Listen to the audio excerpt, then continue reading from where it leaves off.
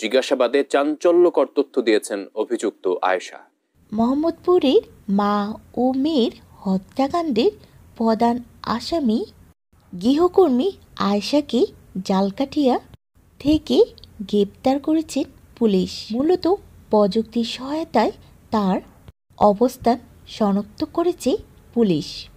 তদন্তের কর্মকর্তারা জানিয়েছেন, গৃহকর্মী আয়েশা তার দাদা শ্বশুর বাড়িতে আত্মগোপন করে রয়েছেন।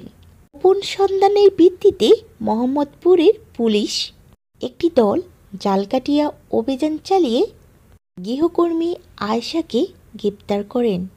পুলিশ প্রাথমিকভাবে জিজ্ঞাসাবাদে জানা গেছে, হত্যাকাণ্ডের পর আয়েশা তার স্বামীর সঙ্গে যোগাযোগ করেন এবং স্বামী রাব্বি তাকে পালাতে সহায়তা করেন।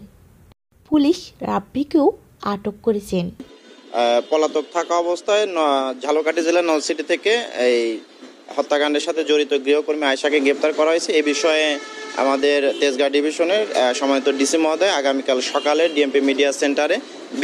পুলিশের ভাষ্যমতে ঘটনার মাত্র 4 দিন আগে আয়েশা ওই বাসায় কাজ শুরু করেছিলেন। আর বাসায় চুরির অপবাদ দেয় গৃহকর্মী আয়েশা এমনটি করেন। কিভাবে আয়েশা এই হত্যাকাণ্ড ঘটিয়েছে? গ্রেপ্তারের পর জিজ্ঞাসাবাদে তিনি জানান, স্বর্ণালংকার ও টাকা পয়সা নিয়ে পালিয়ে যাওয়ার সময় তাকে দেখে পেলেন এবং বাধা দেন লায়লা আফরোজ এবং ধস্তাধস্তির এক পর্যায়ে চুরি আঘাত করেন তিনি এবং লায়লা আফরোজ পড়ে গেলে তাকে বাঁচাতে আসেন তার মেয়ে নাফিসা। তাকেও হত্যা করে গৃহকর্মী আয়েশা। যে বোরখা পরে আসতে হবে,